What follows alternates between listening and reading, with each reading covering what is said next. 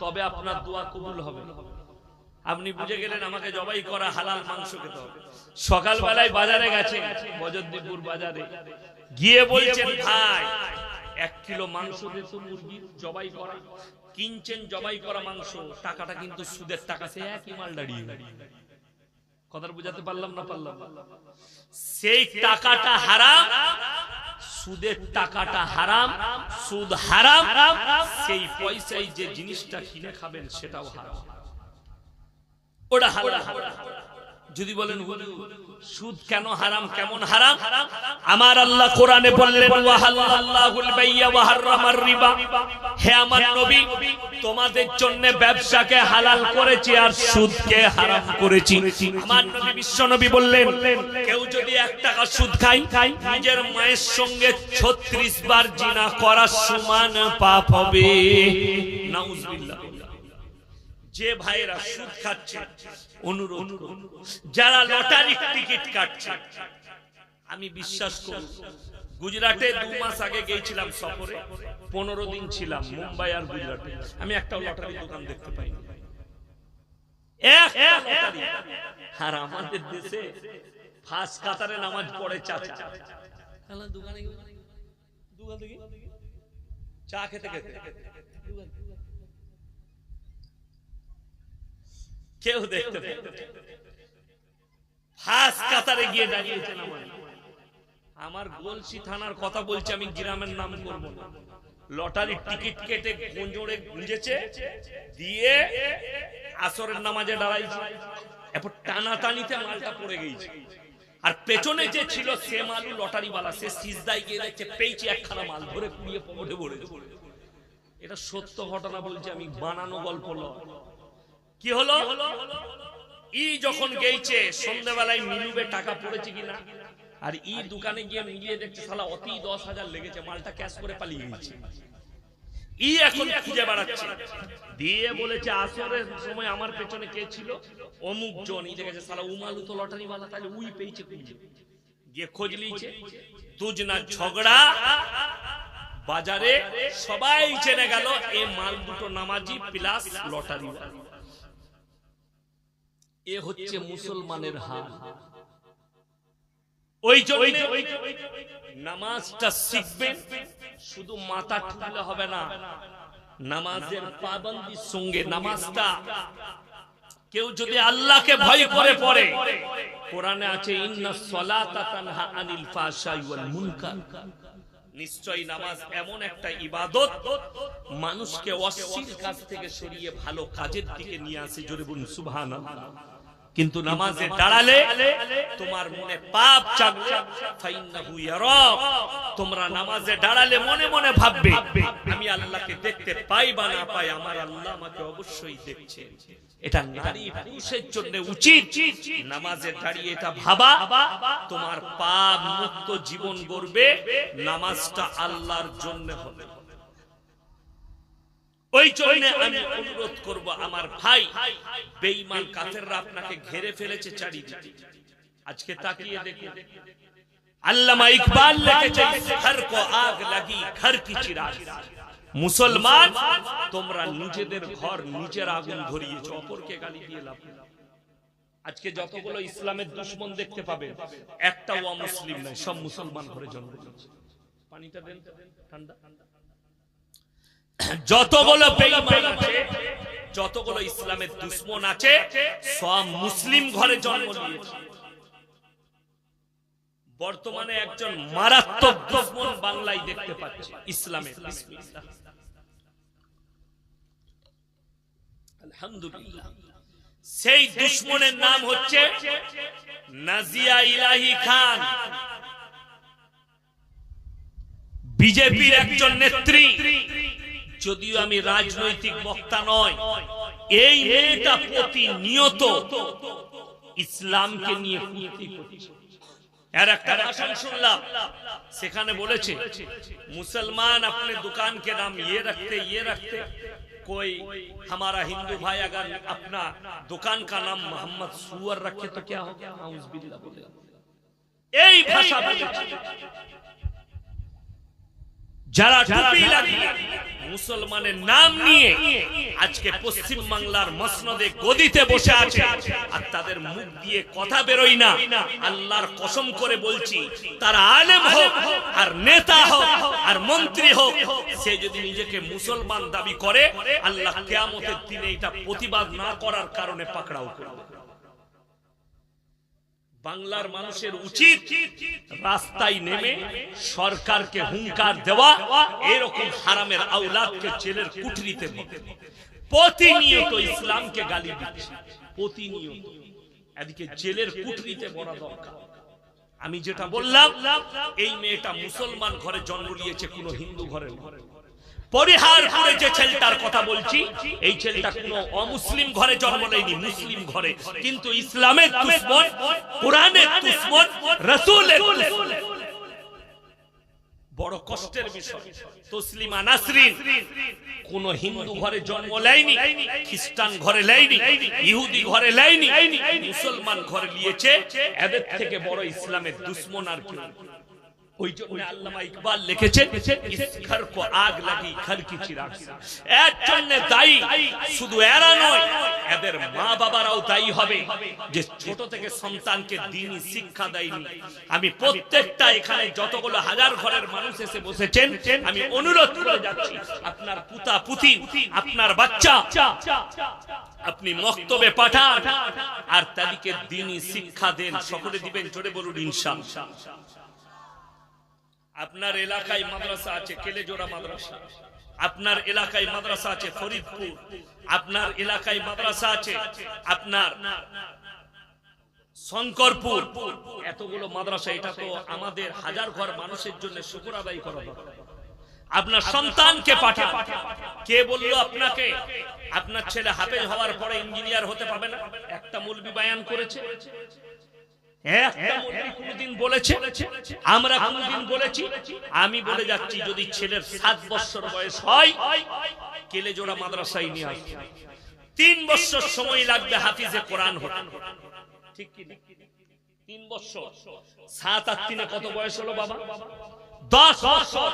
তারপরে তাকে মিশনে দেন, ভালো কনভেন্টে দেন, ভালো কলেজে দেন। সেই ছেলেটা ডাক্তার হোক, মাস্টার হোক, প্রফেসর হোক, ইঞ্জিনিয়ার হোক, এই ছেলেটা জীবনে নিজের ঈমান থেকে সরে যাবে। কষ্টের বিষয় এটা। আপনি খালি মনে করেছেন হাফেজ আলেম হয়ে গেলে তাদেরকে মাদ্রাসা মসজিদে থাকতে হবে, এই শর্ত আমরা মৌলবীরা কোনোদিন রাখি না। পৃথিবীর যিনি এখন শ্রেষ্ঠ মুফতি, মুফতি তাকি উসমানী পাকিস্তানের, তিনি একটা এলান দিয়েছেন कि दुनिया के सारे इमामों के लिए मैं ऐलान करता हूं कि इमामती की साथ साथ एक कारोबार भी कर, একটা ব্যবসা করো। ব্যবসা হচ্ছে রাসূলের সুন্নাত, জোরে বলুন সুবহানাল্লাহ। ব্যবসা হালাল, আমার আল্লাহ কোরআনে বলেছে। একটা ইমাম ইমামতি করবে, ব্যবসা করবে, আল্লাহর রহমতে তার সহলত আছে, সে সমাজের মুখে দাঁড়িয়ে হক কথা বলতে পারবে এবং সে তার পরোয়া করবে না যে কেন আমি সুদ নিয়ে বয়ান করছি। আমি কেন বলছি জানেন? আমার এই বর্ধমান জেলা, এটা পশ্চিম বর্ধমান, এখন তো ভাগ হলো পূর্ব বর্ধমান, আমি জায়গার নাম করব না। ইমাম সাহেব খালি এলান করেছে কি সম্পর্কে? যে রমজান মাসে মাইয়াত বাড়িতে জানাজার ময়দানে খানার এলান করা হারাম, এই শব্দটা বলেছিলেন। ইমামের চাকরি চলে গেছে, ইমামের বাড়ি বীরভূম ডিস্ট্রিক্ট। তাড়িয়ে দিয়েছে সকালে। কে তাড়িয়েছে? মসজিদ কমিটি তাড়িয়েছে। কেন তুমি এটা বলছো? আর আমি মৌলভী শওকতের বেটা, ঈদের পরে একটা জলসাই বললাম মাইয়াত বাড়িতে খানা রান্না করা হারাম, তখন লোকে বলছে একদম হক কথা বলেছে। আমি বললে হক আর ইমাম বললে তাড়াবি। কথাটা বুঝতে পেরেছেন না? পারেন? সে তো জানে ইয়াসিনেরটা হক না বললে উপায় নাই, ওর তো চাকরি খাবার ভয় নাই, আমার চাকরি যাবার ভয় নাই। আর ইমাম বললে ইমামকে তাড়িয়ে দিবার একটা লাইন আছে, গাঁ থেকে তাড়িয়ে দিয়ে কথা বলেছে। কষ্টটা এটাই, আপনি দিন বুঝতে পারেন, আপনি ইসলামটাই পাননি। যদি মুসলমান আজকে ইমানের উপরে টিকে থাকতো, মুসলমান মিথ্যা কথা বলতো, মুসলমান চুরি করত না, মুসলমান কারুর হক মেরে নিত না, মুসলমান মদ পান করত না, মুসলমান গাঁজা খেত না, মুসলমান জিনা করত না, মুসলমান লটারির টিকিট কাটত না, মুসলমান সুদখোর হতো না। আজকে দেখে সমাজে তাকিয়ে শুনে রেখে দেন, আপনি মনে করছেন আপনার এই দুনিয়াটা বয়স বাড়ছে, দুনিয়ার বয়স কমছে। আমরা বলি চাচার বয়স অনেক বেড়ে গেল, চাচার বয়স বাড়ে না, কমে যায়। একদিন পেরিয়ে গেলে আপনার একদিনের হায়াত কমে গেল, আপনার একটা ঘন্টা পেরুলে একটা ঘন্টা হায়াত কমে গেল। আপনি চিন্তা করেছেন? কেউ এখানে হাত তুলে বলতে পারবে যে আমি এতদিন বাঁচবো, মরবো না? আল্লাহর কসম করে বলে যাচ্ছি, নাস্তিক হোক আর আস্তিক হোক, ধার্মিক হোক আর অধার্মিক হোক, পৃথিবীর যতগুলো মানুষ আছে, যতগুলো জানদার আছে, মৃত্যুর স্বাদ গ্রহণ করতেই হবে, এটাকে কেউ অস্বীকার করতে পারবে না। একে অপরের ধর্মকে অস্বীকার করবে, একে অপরের কথাকে অস্বীকার করবে। আল্লাহর কসম, কেউ কোনোদিন মৃত্যুকে অস্বীকার করতে পারবে না। মৃত্যু অনিবার্য, যেখানেই আপনাকে মৃত্যু গ্রাস করবে। ওই জন্য আমি প্রত্যেকটা ভাইকে অনুরোধ করব, হাত তুলে বলুন আমরা ইমানের উপরে টিকবো। জোরে একবার বলুন ইনশাআল্লাহ। ইমানের উপরে টিকে পৃথিবীর কোন শক্তি আপনার কিছুই করতে পারবে না। আরে নাজিয়া ইলাহি খান তো দূর, আসামের মুখ্যমন্ত্রী হিমন্ত বিশ্ব শর্মা একটা বক্তব্যে বলছেন মিডিয়াকে, কে ইসলাম दुनिया से मिट जानी चाहिए, करुणा की तरह मिट जानी चाहिए। मेरे दोस्त, आप एक चीफ मिनिस्टर हैं, सोच समझ कर बात कीजिए। अगर दिमाग में यही चल रहा है तो कान खुलकर सुन लो। फिराउन आया था मूसा को मिटाने, खुद मिट गए। नमरूद आया था इब्राहिम को जलाने, अल्लाह की कसम हजरत इब्राहिम के एक बाल भी नहीं जला पाए, बल्कि खुद मिट गए। अब तुम सुन लो, हमारे अल्लाह ने वादा किया कुरान के अंदर, फलन तजिद लिसुन्नतिल्लाहि तब्दीला। क़यामत तक पूरे दुनिया की सारी ताकत अगर एक तरफ हो जावे, अल्लाह की कसम कुरान के एक जेर जबर को कोई हिला नहीं सकता। जोरे बोलो सुभान अल्लाह। ये मेरा अल्लाह का वादा है। बड़ी दुख की बात है, आज के पृथ्वीते দ্বিতীয় বৃহত্তম ধর্মের নাম হচ্ছে ইসলাম। 250 কোটি মুসলমান আছে। জোরে বলুন সুবহানাল্লাহ।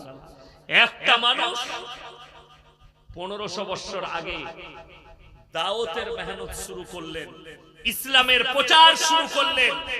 আজকে পৃথিবীতে তিনার মেহনতে 250 কোটি মুসলমান। তুমি তো অনেক দূর, হাদিস আর কোরআন শুনো। আল্লাহর হাবিব সাল্লাল্লাহু আলাইহি ওয়াসাল্লাম কাবা ঘরের ভিতরে কোরআন পড়ছে, তাই বললাম কাবা ঘরে আল্লাহর হাবিব কাবা ঘরের ভিতরে কোরআন পড়ছেন, তার কাবা ঘরের বাইরে বেঈমান কাফেরদের তাবলীগ চলছে। কেন? কিছু মানুষ এসে নবীজির কোরআন শুনছেন, কিছু বেঈমান কাফের, কিছু বদ্দিন, তারা নবী কি পড়ছে, এটা কি বলছে শুনি। আল্লাহ আয়াত পাঠালেন রাসূলের কাছে, ওয়াকাল আল্লাযীনা কাফারু লা তাসমাউ লিহাযাল কুরআন ওয়ালগাউ ফীহি লাআল্লাকুম তাগলিবুন। বেঈমান কাফেররা বলছে নবী যে কোরআন আবৃত্তি করে, সে কোরআন তোমরা শ্রবণ করো না, হাত্তা লিমারু, আর কানেতে আঙ্গুল দাও। আল্লাহর কসম, তারপর ইসলামকে রুখতে পারেনি, গোটা পৃথিবীতে ছড়িয়েছে। জোরে বলুন সুবহানাল্লাহ। তুমি মিটাবে কোরআন, তুমি তো অনেক দূর। এই ভারতে 200 বছর রাজত্ব করেছে ইংরেজের বাচ্চা। গুজরাটের গোমতী নদীর তীরে 10 লাখ কোরআন জ্বালিয়েছে। আর শাহ আব্দুল আজিজ মুহাদ্দিস দেহলভী রাহমাতুল্লাহ আলাইহি তিনি আওয়াজ দিলেন, এই ইংরেজের বাচ্চারা শোনো, তোমরা যদি মনে ভাবো যে 10 লাখ কোরআনকে জ্বালিয়ে ইসলামকে মিটিয়ে দেব, তো এটা তোমাদের বহুত বড় ভুল। বললে কেন? বললে শুনে নাও, এই কোরআনটা আল্লাহ অবতীর্ণ করেছেন এবং আল্লাহ ওয়াদা করেছেন। আল্লাহর ওয়াদা কি? ইন্না নাহনু নাযালনা যিকরা ওয়া ইন্না লাহুল হাফিজুন। আমি এই কোরআনকে অবতীর্ণ করেছি আর এই কোরআনের হেফাজতের দায়িত্ব আমি আল্লাহ নিজে নিয়েছি। জোরে বলুন সুবহানাল্লাহ। আপনি মনে মনে করেন, আমার মারা মনে মনে করবে, হ্যাঁ আমরা জুজদানে লেফটিয়ে আলমারিতে ভরে রেখেছি, জুজদানে লেফটিয়ে আপনি মসজিদের আলমারিতে রেখেছেন। আল্লাহ কোরআনটা এই কাগজের মধ্যে হেফাজত করেন। রিওয়ায়েতে আছে কিয়ামতের পূর্বে এই কোরআনের আয়াতগুলোকে আল্লাহ কাগজ থেকে তুলে নেবেন, সব সাদা হয়ে যাবে। এটা কিয়ামতের আলামত। কোরআনটা এক জায়গায় থেকে যাবে, সেটা কোথায়? কেলেজোড়া মাদ্রাসায় সকালে আসুন, একটা হাফিজে কোরআনকে ডাকুন, যার সিনেতে আল্লাহ 30 পারা কোরআনকে একটা হাফিজে কোরআনের সিনেতে গেঁথে দিয়েছে। জোরে বলুন সুবহানাল্লাহ। সব কোরআনকে জ্বালিয়ে দাও। আল্লাহর কসম, একটা হাফিজে কোরআন যদি জিন্দা থাকে, এরকম 100 কোটি কোরআন ছেপে চলে আসবে। জোরে বলুন সুবহানাল্লাহ। 100 কোটি কোরআন ছেপে আসবে। আপনি বলছেন কোরআন মিটাবো, আরে যারা ইসলামকে গালি দিচ্ছে তাদেরকে বলছি, শোনো, যে নাস্তিক যদি এই মজমায় কেউ থাকে, তাকে বলবো, শোনো আমার রাসূলের আদর্শ শোনো। আলেমরা কারা তারা শুনে যাও আমার কাছে। দাড়ি টুপি কি, মাদ্রাসা মসজিদ কি, আল্লাহ দ্বীন কি, আমার কাছ থেকে শুনে যাও। ইসলাম যদি এত খারাপ হবে, পৃথিবীর শ্রেষ্ঠ ব্রেক ড্যান্সার মাইকেল জ্যাকসন কি করে ইসলাম কবুল করল? জোরে বলুন না সুবহানাল্লাহ। ইসলাম এতই খারাপ, পৃথিবীর শ্রেষ্ঠ বক্সিং ফাইটার মুহাম্মদ আলী ইসলাম কবুল করেছে। ইসলাম এতই খারাপ, পাকিস্তানের একজন ক্রিকেটার ইউসুফ ইউহানা কলমা পড়ে মোহাম্মদ ইউসুফ কি করে হয়ে গেল? জোরে বলুন সুবহানাল্লাহ। পৃথিবীর আমেরিকার একজন পপ স্টার গায়িকা ইসলাম কবুল করে নিল। আল্লাহ কোরআনে বলেছে, হে নবী, আপনি দেখতে পাবেন একদিন পৃথিবীতে মানুষ দলে দলে ইসলামে দাখিল হবে। জোরে বলুন না সুবহানাল্লাহ। আমার ভাই, আমি অনুরোধ করে যাব, আপনারা নিজেদিকে পরিবর্তন করুন। কিভাবে করবেন? আলেমদের সোহবতে কোরআন আর হাদিসটা, আল্লাহর রাসূল এবং সাহাবীরা হচ্ছে আমাদের চলার মাপকাঠি। আজকে মানুষ মাপকাঠি কোনটা করেছে জানেন? আমাদের সমাজ চলছে কিসে? তাবিজ ব্যবসা। আমাদের সমাজ চলছে কিসে? ভণ্ড পীরের দ্বারায়। আমাদের সমাজ চলছে কিসে? কবর পূজোয়। আমাদের সমাজ চলছে কি করে? সব রকমের ভণ্ডামিতে ভরে গেছে। আর 50% এখন কত আলেম মুফতি আমার পেছনে বসে আছে, ইমামরা বসে আছে, ইনারা জানেন না ফতোয়া। আগে দেখবেন মানুষরা ইমামদের কাছে অনেক মাসলা মাসাইল জানতে আসতো না, কিন্তু আমাদের সমাজে অর্ধেকটা সমাজ শেষ করে দিয়েছে। কারা জানেন? কারা? হাদিসুন নিসা সমাজটা অর্ধেক চলছে মেয়েদের হাদিস। চলছে না? চলে মেয়েদের হাদিস। এখনই আমার কাছ থেকে এক জায়গা থেকে ফোন এসেছে, বলছে হুজুর একটা কথা জিজ্ঞেস করুন। বলো। বলছে মাগরিবের পরে কেউ কি টাকা ধার দিতে নেই? আমি জানি, ওই হাদিস আমি পড়ি। কে বলেছে? খালার হাদিস আর কুকুর হাদিস, আমাদের মৌলবীদের হাদিস লয়। আর একটু বড় কাপ আনতে পারলে না? এত ছোট দিয়েছে। ওদের যে মোটা লোকটা মোটা কাপি নিয়ে যায়, এতটা চা খায় ভালো, একটু দাও না।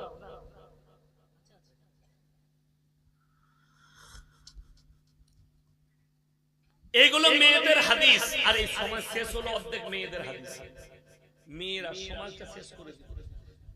আমাদেরকে দুটো কাজ, কটা কাজে বললাম? দুটো, হলে আর মূলে। আমার আগে মুফতি সাহেব বয়ান করছিল না, বাবা বাচ্চা হলে এক কানে আজান, এক কানে ইকামত দিবে, 7 দিনে আকিকা দিবে। মুফতি সাহেব ঠিকই বলেছে, কিন্তু মুফতি সাহেব তো সাদা সিধে মানুষ, অতটা জানে না মালগুলো কত পেঁচালো। দুটো কাজ, হলে আর মূলে। হয়েছে কানে আজান দাও, মরেছে জানাজা পড়া, বলে বাকি বাকি সব আমরা বুঝে লুক। লোক মারা গেছে, বলছে 3 দিনে পালন করতে হবে। করে না করে না করে না, বহু জায়গা আছে 3 দিনে পালন। সকালবেলায় খালা উঠে রুটি বেলছে, ভাই ভাই ভাই জেনে গেল খাবে লুচি, আর কেঁদে কেঁদে বেলছে, কাঁদাটা পুরো বাহানা। ইসলামে আমি বলে দিচ্ছি চ্যালেঞ্জ ছুড়ে, 3 দিনে পালন, 4 দিনে পালন, 7 দিনে পালন, ঘাটে উঠা, নফল, 40-এ কোন মৌলবি যদি প্রমাণ করাতে পারে, আমি শওকতের বেটা জীবন আর বক্তব্য দেব, এই হাজার হাজার দাওয়াত দেব না, প্রমাণ দে যে হাদিস কোরআনে আছে 40-এ 40 মিলাদ দিতে হবে, দিয়ে লোক জড়ো করে খানা খাওয়াতে হবে। এগুলো তো মেয়েদের হাদিস, আমাদের হাদিস মেয়েদের হাদিস এগুলো। আর কিছু গুটকাখোর আর জিলাপি হুজুর বেরিয়েছে, তাদের তো এই খানা না খেলে তাদের জীবনই কাটবে। এই ঝাড়খণ্ডে একটা গুটকাখোর আছে, জাহিঙ্গীর না কি নাম, সে বলছে, আরে বর্তমানের মোটা পাড়া মৌলবি, সে বলেছে যে মুসলমানের খানা খাওয়া যাবে না। তুই নুনু কাটার খানা খাবি তো আমার কি?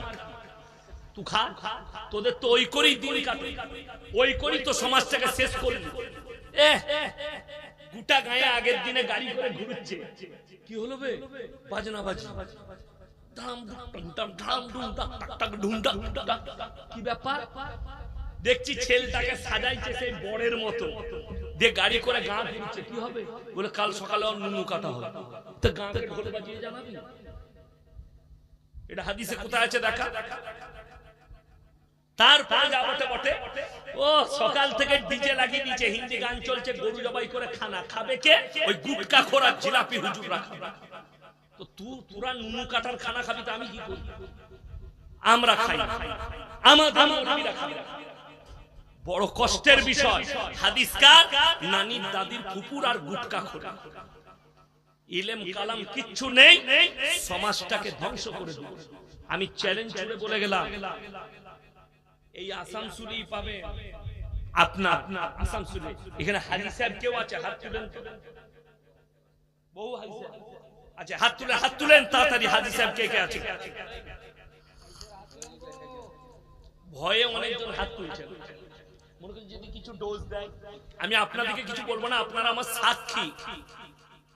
মক্কা থেকে মদিনা 430 থেকে 470 কিলোমিটার রাস্তা, একটা মাদার।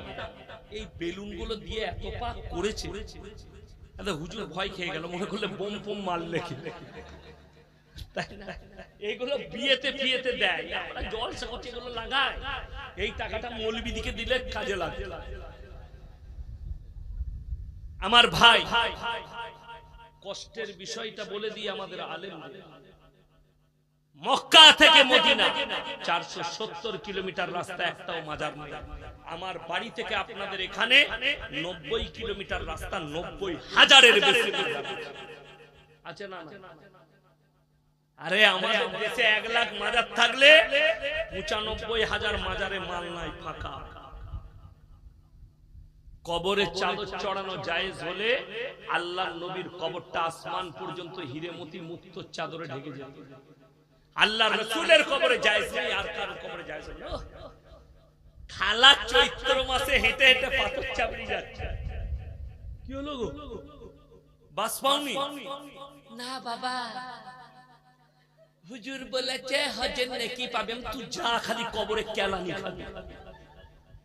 পায়ে হেঁটে পাথর চাপড়ি গেলে হজের নেকি বলেছে কে? জিলাপি হুজুর। বড় কষ্টের বিষয়। আমার মা, আমার বোন শুনেলেন, আমি কোনো আমাদের উলামাদের দলিল দেব না, বেরেলভি ভাইদের সবথেকে বড় মৌলভী আহমদ রাজা বেরেলভি ফতোয়ায়ে রিজভিয়া খণ্ড নম্বর 24 পৃষ্ঠা নম্বর 497 তিনি নিজে লিখেছেন মেয়েদের মাজারে চাওয়া তো দূরের কথা, নিয়ত করাটাও হারাম। ফুরফুরার দাদা হুজুর পীর কেবলা রহমাতুল্লাহ আলাইহি তিনার ওসিয়তনামায় লিখেছেন মেয়েদের মাজারে যাওয়া হারাম। ওই জন্য ফুরফুরায় 3 দিন ইসালে সওয়াব হয়, 21, 22, 23 মেয়েদের এন্ট্রি নাই। এরপরে যারা নিজেদের বউদিকে নিয়ে পাথর চাবড়ি যাচ্ছে, আপনারা বলুন তো পীরের হক বেশি বইয়ের কাছে না স্বামীর হক বেশি? কথা বলে না, স্বামীর হক বেশি। আচ্ছা আপনি বলুন, আপনাদের এই হাজার ঘরে কোন লোক মরে গেলে তার স্ত্রী যায় তো খাটের সাথে কবরস্থানে? কথা বলে না, যেতে পাবে? এই মৌলবীরা ফতোয়া দেখ যাওয়া চলবে না। বাপ মরে গেলে বিটি যেতে পাবে না, স্বামী মারা গেলে স্ত্রী যেতে পাবে না। তাইলে ইয়াসিন মারা গেছে, আমার কবরে তোমার বউ কি করে যাবে? এইটাই ভাবার বিষয় আছে। আমার মায়েরা, তোমরা হাদিস দিয়ে সমাজকে শেষ করে দিলে। মুর্শিদাবাদের একটা ছেলে ফোন করে বলছে, হুজুর আমাবস্যার রাতে কি বিয়ে করা যাবে? আমরা মোটি করিস না বে, কালো ছেলে হবে। কি বলবো তাকে? আমাদের কাছে হাদিস কোরআনে, কার হাদিস? বললে আমার খালা বলছে করা যাবে না। আমরা তোর খালাই তো সব থেকে বড় মুফতি বে, আমরা কি আর পড়েছি? কে বুঝাবে? এটা খালার হাদিস। আপনি দেখুন ইসলামী শরীয়ত বলছে, হাদিসে আছে 3টে কারণ ছাড়া মেয়েরা বাড়ির বাইরে যেতে পারবে না। কটা বললাম? 3টে। মরা ঘরে সব থেকে ভিড় কার বেশি? কথা বলে না, মেয়ে ছেলে। বিয়ে ঘরে সব থেকে ভিড় বেশি কার? মেয়ে ছেলে। দুটো জায়গাতেই যাওয়া হারাম। শুনেলে যদি কোন নিকটবর্তী আত্মীয় মারা যায় পর্দার সহিত যেতে পাবে। আমার বিশ্বাস করুন, আমার ফুপুর মেয়ের সাথে আমার বিয়ে হয়েছে। আব্বাজান মাদ্রাসায় বলছিলেন, সেদিনে হাসছিলাম আমরা, যে আমার শাশুড়ি আমার আব্বার নিজের বোন, আমার বড় ফুপু। তো একদিন তখন আমার বিয়ে হয়নি, আমার আব্বা বোনকে দেখা করতে গেছে। তো তখন আমার দাদি শাশুড়ি বেঁচে ছিলেন। আমার আব্বার সম্পর্ক ভালো জানে না, ভুলে বলে দিয়েছে বিয়ান কেমন আছো। সমুদ মা হচ্ছে বিয়ান বলে দিয়েছে। কেন? আমরা ছেলেরা কিন্তু সম্পর্ক ভালো জানি না, জানি। কিন্তু আপনি দেখুন, যদি কেউ মারা যায়, কোথায় মরেছে? দামোদরপুরে, আসলে প্রেম বাজারে। ও গিয়ে গাড়িতে চেপে বসে পড়ল। বেটা বলছে তুই কোথায় যাবি? জানি না। কে হয়? কে গো? বলে তোর মায়ের ফুপুর বিয়ানের অমুকে তমুক করে ঠিক একটা কুটুম বার করে, যে কুটুম আপনি চিনেন না। বড় কষ্ট লাগে। বিয়ের সময় বলা বলি নাই, কোনো সময় নাই, মরার সময় ঠিক আছে। কিন্তু ই তো ওই লেগে যায় না, কুটুমটা বার করেছে খালি বসে আলু খেতে। আর গা ঘুরা যদি দেখে অবাক হয়ে যাবে। না রে, রমজান মাসে আমার ফুপু মারা গেছে। রাতের বেলায় গেলাম, আমার ফুপুকে আল্লাহ জান্নাতি করুক, বলুন আমিন। আমার ছোট বুবু এই রমজান মাসে মারা গেছে। তো রাতের বেলায় গেলাম, লাশ চলে গেল আমার গ্রামের হসপিটাল থেকে। আমি বললাম কোনো খানার ব্যবস্থা করার দরকার নেই, বেলা 10টায় জানাজা হয়ে যাবে বলে চলে এলাম। সকালবেলায় আমার মা ফা আমাদের সব বাড়ি চলে গেছে। আমি পড়ে যাচ্ছি, গিয়ে দেখছি হাঁড়ি ফাঁড়ি ধুচ্ছে। আমরা কি করবে? বলে খানা। কেন? বলে খালারা খাবে। টেবিল চেয়ার লাগাইছে। আমি তো একদম সামনে গিয়ে পা তুলে বসলাম চেয়ার দিয়ে। কে কে খালি খেতে বসে দিচ্ছে, কেউ বসে না। আমি আমার চাচাদের ঘরে গিয়ে দেখছি সব ঘরের ভেতরে খালাগুলো খাচ্ছে। দাদি আর খালা এক মাল রোজা রাখে না। বড় কষ্টের বিষয়। যদি বলেন হুজুর রমজান মাসে অসুস্থ ব্যক্তি আসছে, তার লেগে তো খানা। যে অসুস্থ তাকে কে যেতে বলবে? যে তোর পাটা খুঁড়া, তোর ক্যান্সার হয়েছে, তুই মরা বাড়ি থেকে যেতে বললে তো তুই ঘরে শুয়ে থাকবি, তোর যাবার তো দরকার নেই। যাবে সুস্থ ব্যক্তি। আচ্ছা, আমরা পুরুষরা গিয়ে জানাজা নামাজ পড়ে মাটি দিলে দোয়া করলে বেশি নাকি না মেয়েরা গিয়ে ভিড় করলে বেশি নাকি? পুরুষরা গিয়ে। এইটা আমার মা দিকে কে বুঝাবে? আজকে এইটার কারণে, বেপর্দা হওয়ার কারণে, স্বামীকে না মানার কারণে সমাজ আজকে পরকীয়ায় নারীরা জড়িয়ে যাচ্ছে। বেঈমান কাফেরদের একটাই হচ্ছে আদর্শ যে এদের ঈমানকে ধ্বংস করে দেওয়া। আমার যারা যুবক আছে আর যুবতী আছে তাদেরকে বলবো গড় করে আমার এই কথাটা শোনো। বেঈমান কাফেররা, আমার যারা বাবাজি আছেন তারা শুনবেন, যারা মেয়ের বাপ ছেলের বাপ শুনে যান, বেঈমান কাফেররা এমন অস্ত্র ব্যবহার করেছে আপনার আমার সন্তানদিকে দিয়ে জিনা করাচ্ছে, কিন্তু আমরা টের পাই না। আমাদের সন্তানরা জিনা করছে কিন্তু আমরা ওটাকে জিনাই ভাবি না। নাম্বার 1, 14 ফেব্রুয়ারি ভ্যালেন্টাইন ডে, নাম দিয়েছে ভ্যালেন্টাইন ডে, কাজ হচ্ছে জিনা করা। নাম দিয়েছে রোজ ডে, কাজ হচ্ছে জিনা করা। নাম দিয়েছে চকলেট ডে, কাজ হচ্ছে জিনা করা। নাম দিয়েছে রোজ ডে, নাম দিয়েছে কিস ডে, কাজ হচ্ছে জিনা করা। এগুলো সব বেঈমান কাফেরদের এক একটা চক্রান্ত। এটার মধ্যে মুসলমান যুবক যুবতীরা ফেসে গেছে, বেরোতে পারবে। মুফতি তাকি উসমানী তিনি বলছেন কিয়ামত से पहले दुनिया के अंदर हराम औलादों से भर जाएंगे। গোটা পৃথিবীতে হারাম আওলাদে ভরে যাবে। কি করে? এখন ভারতবর্ষে পরকীয়া লিগ্যাল করে দিয়েছে সরকার, কিন্তু আল্লাহর কসম কিয়ামতের সকাল পর্যন্ত ইসলামে লিগ্যাল আছে। কিয়ামতের সকাল পর্যন্ত ইসলামে হারাম। আজকে আরজি করেছে মেয়েটা ধর্ষণ কাণ্ডে মারা গেছে, তার কারণ একটাই, আমাকে যদি 24 ঘন্টার জন্য ভারতের প্রধানমন্ত্রী করেন, যতগুলো ধর্ষক আছে সব রাজপথে মুন্ডুচ্ছেদ করব।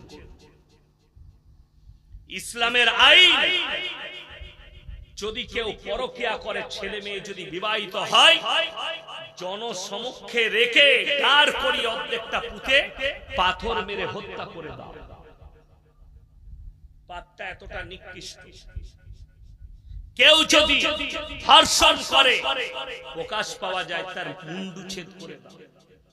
1-2 সপ্তাহ আগেকার খবর, একটা মুসলিমদের বাচ্চা মেয়ে, 13 বছরের মেয়ে, বর্ধমানের কেতুগ্রাম থানা কাটুয়ার কাছে বাসে মেয়েটা যাচ্ছিল।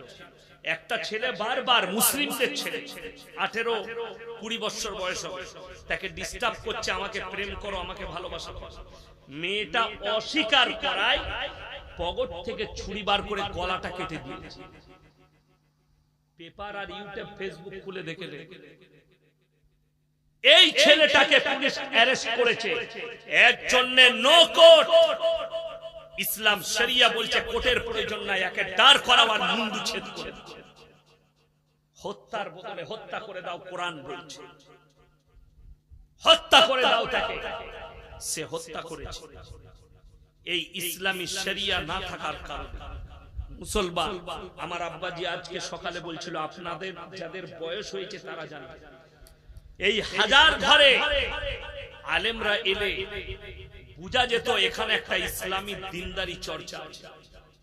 আজকে কিন্তু সেটা শেষের দিকে তলানিতে ঠেকেছে। ঠিক বললাম না ভুল বললাম? আজ তলানিতে।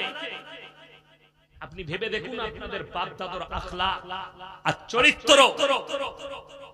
মুসলমানদের কাছে সব থেকে বড় পাপ যেটা ছুটে এসছে, সেটা হচ্ছে লোকের বউকে নিয়ে পালিয়ে গিয়ে ঘর করা।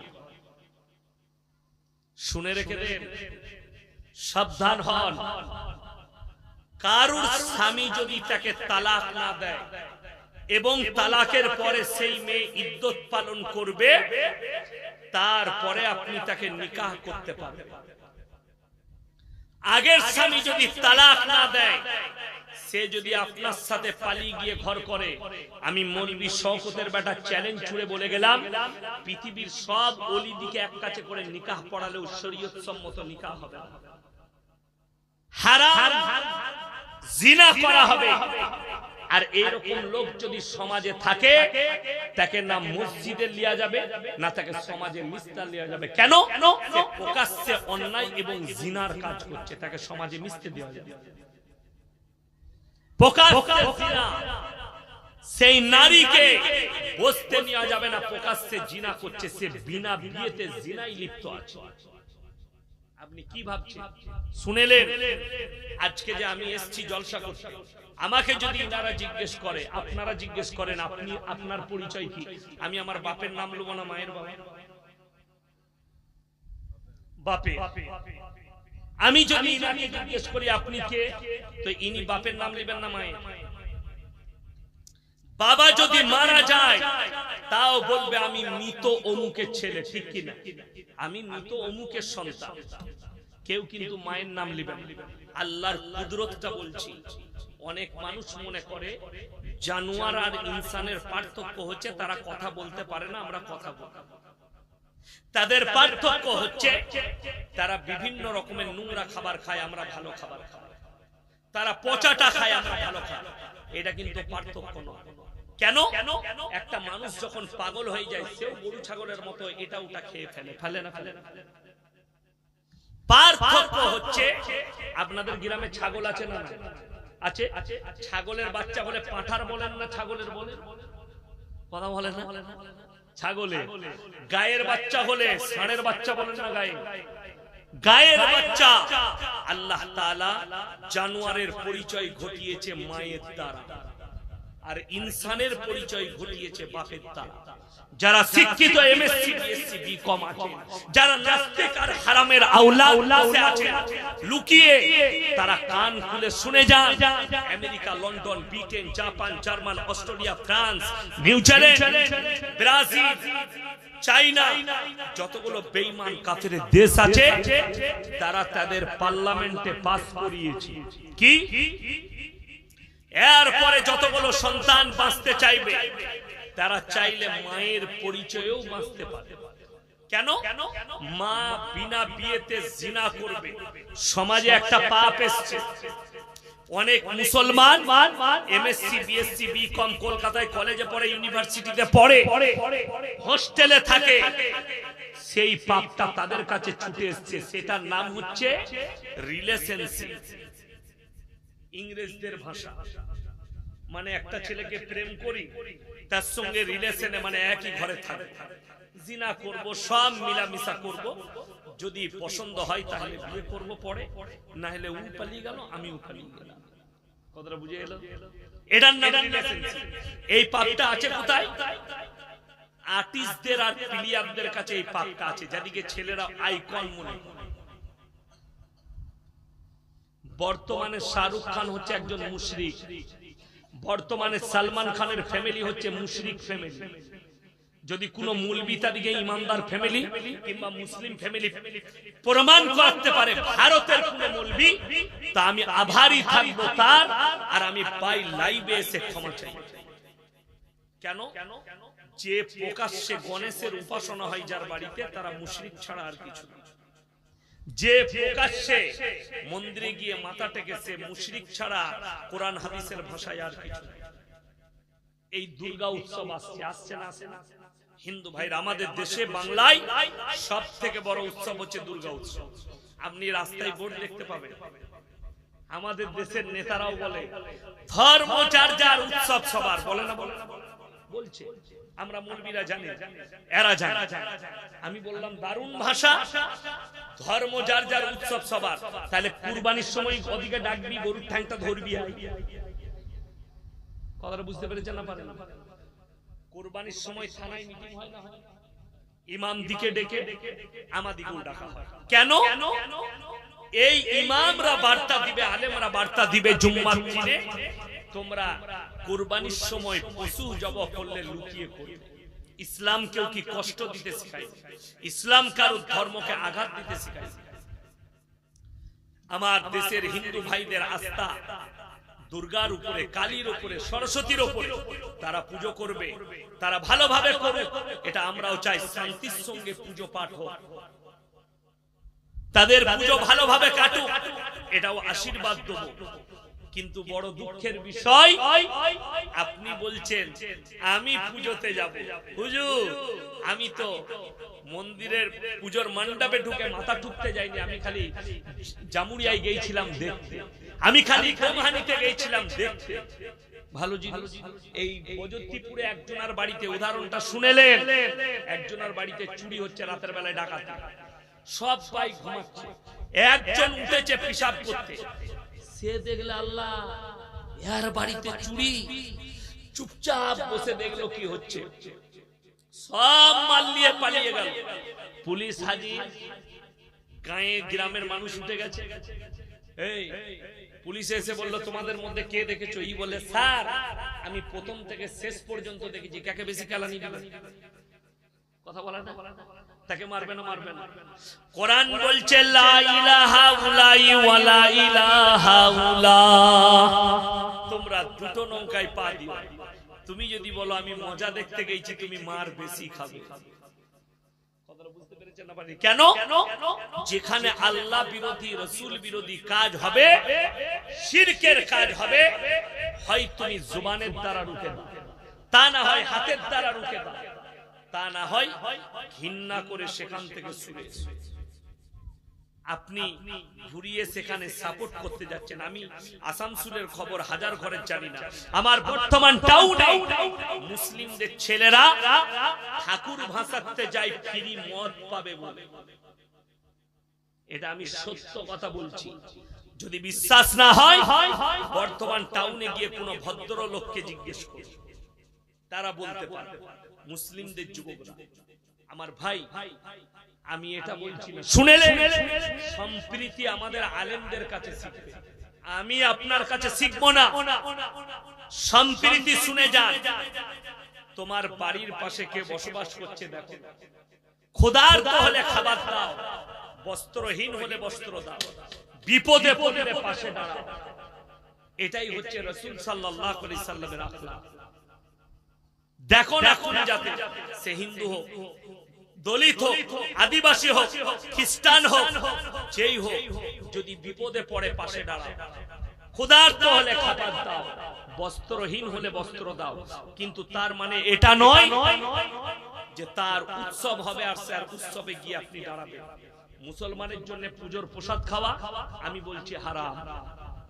পুজো উপলক্ষে খানা হলে খাওয়া হারাম। কোন হিন্দু ভাই যদি আপনাকে দাওয়াত দেয়, কোন মারোয়ারি যদি আপনাকে দাওয়াত দেয়, আমার বাড়িতে আপনি খানা খান, আপনাকে নাম্বার 1 দেখতে হবে তার ব্যবসার উৎস যদি হালাল হয়, যে খাবারটা দিচ্ছে সেটা যদি হালাল হয় আপনি খেতে পাবেন। কিন্তু কোন পুজো উপলক্ষে, কোন ধর্মীয় অনুষ্ঠান উপলক্ষে খানা খাওয়া শরীয়ত সম্মত নয়। সম্প্রীতি এটা। তার মেয়ের বিয়েতে দাওয়াত দিল, আপনি গেলেন, দাদা আমাকে ডাল সবজি ভাত দেন, আমি কাটা খাই না, আমি মদ খাই না, আমি নোংরা জিনিস খাই না। আপনি খাবেন, ডাল ভাত সবজি খেয়ে নিলেন, কোনো অসুবিধা নাই, খেতে পাবে। কিন্তু যদি বলে দুর্গা অষ্টমীতে খানার ব্যবস্থা আছে, আপনাকে দাওয়াত দিলাম চলে আসুন, অনেক হারামখোর মুসলমান আছে, মৌলবীরা কি জানবে, আমরা অনেক বেশি জানি, ভাই ওদের কথা শোনা চলবে না, চল খাইগা খা। কে মানা করেছে? তো চোর হারাম যা খাবে, তাতে আমাদের কি? আমাদের কাজ আল্লাহ দায়ী করেছে, আমরা খালি পৌঁছে দিচ্ছি। আমাদিকে আল্লাহ দিনের দায়ী করেছে, তোমার কাছে পৌঁছে দিলাম, তুমি মানলে তোমার মঙ্গল, না মানলে তোমার অমঙ্গল। এটা ভাবে আল্লাহ আমার কাছে হিসেব না, সবাই নিজের নিজের হিসেব। ওই জন্য বলছি বেঈমান কাফেররা শত চেষ্টা করছে, মুসলমান যদি কালমার উপরে টিকে যায়, জীবনে মুসলমানের কাছে আর কোন রকমের কষ্ট আসতে পারে। আজকে কই আপনার বিবির পর্দা না, আপনার বিবি পরকীয়ায় যায়, তার কারণ হচ্ছে আপনার বাড়িতে পর্দা নাই, দিনদারি নেই। আপনি বলছেন বরকত লুব তাবিজে, ইয়াসিন ভাই তাবিজ দাও। আচ্ছা আপনি বলুন, এই জামুরিয়া থানার সবথেকে বড় লোক ব্যক্তি যদি আমার কাছে আসে, হুজুর একটা বরকতের তাবিজ দেন, আমার বেতন 10,000, সে মাসে 1 কোটি টাকা ইনকাম করে, তাবিজটা কার দরকার পড়বে? কথা বলে আমার তো তার পড়বে, সে 1 কোটি ইনকাম করে আর তাবিজ চাইছে আমার কাছে। দুঃখটা এটা, বেদনা এটা। আমার ভাই আপনি বলছেন বাড়িতে বরকত নাই, আপনি ভেবেছেন আপনার ফ্যামিলিতে নামাজ নেই? আপনার স্ত্রী বেপরদা, আপনার স্ত্রী দিনের মধ্যে প্রতিষ্ঠিত নয়, আপনার বাড়িতে কোরআনের তেলাওয়াত নেই, আপনার বাড়িতে নামাজ নেই, আর আল্লাহ রাসূলের হাদিস, যারা আল্লাহর রাস্তায় দিনের পথে থাকবে মৃত্যুকাল পর্যন্ত আল্লাহ ইজ্জতের রুজি দান করবে। এই আলেম হাফেজগুলোকে দেখুন, আলেম হাফেজগুলো যাদের কাছে কোটি টাকার সম্পদ নেই, আমাদের কাছে করোড় টাকার সম্পদ নেই। আমি যখন সুরাটে গিয়েছিলাম, একজন খুব বড় সোনা ব্যবসায়ী আমাকে দাওয়াত দিলে, হুজুর একদিন খেতে হবে। আমি খাবো। তো সে একটা হোটেলে নিয়ে গেল, হোটেলটার নাম সিগরিন, বিরাট হোটেল। আমাকে বললে, হুজুর কি কি খাবেন, কাগজটা বাড়ি দিলাম। আমি ইংলিশ মাল জানি না, যা হালাল আছে বলো। আল্লাহ আমাদের তকদিরে লিখেছে লোকের ঘরে খাবে। কথা বুঝতে পেরেছেন? আপনারা কি দিয়ে ভাত খেয়েছেন আমরা জানি না, কিন্তু আমরা কি দিয়ে খেয়েছি ওটা বেশি কিছু বলবো না। কি বুঝলেন? কি দেশি মুরগি ছিল, পোস্তর বড়, আর নাস্তা তো কি বুঝলেন, ব্ল্যাকবেরি। আমরা স্বপ্নতে দেখি ব্ল্যাকবেরি। মুফতি সাহেব ছিলেন, উনি বলছেন এই ফলটা কি? আমরা এটা ব্ল্যাকবেরি, 2000 টাকা কিলো। কিন্তু আল্লাহ বলছে মৌলবি তোদের রুজি মেপেছি, 500 টাকা কিলো আঙ্গুর মসজিদে দিল বজরদ্দীপুরে। কি বুঝলে? ড্রাগন ফল, চাইনার মাল।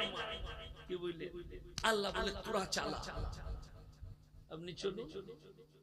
1000 কোটি টাকার মাল কিচ্ছু খেতে পারে। কি খা? Green tea. গ্রিন টি কি ভাই? মিষ্টি নাই, কিছু নাই, ফিকে পাড়া, লাল পাড়া। কে যে মালটা বার করছে তা কেই নাই। বলছে খেলি একদম স্মার্ট হয়ে যাবে। খেলে কখনো স্মার্ট হয়? অনেকজন সকালবেলায় উঠে বাবা রামদেবের মতো বেকা টেরা হয়ে খালি ব্যায়াম করছে। কি নামে বলছে? যোগ ব্যায়াম।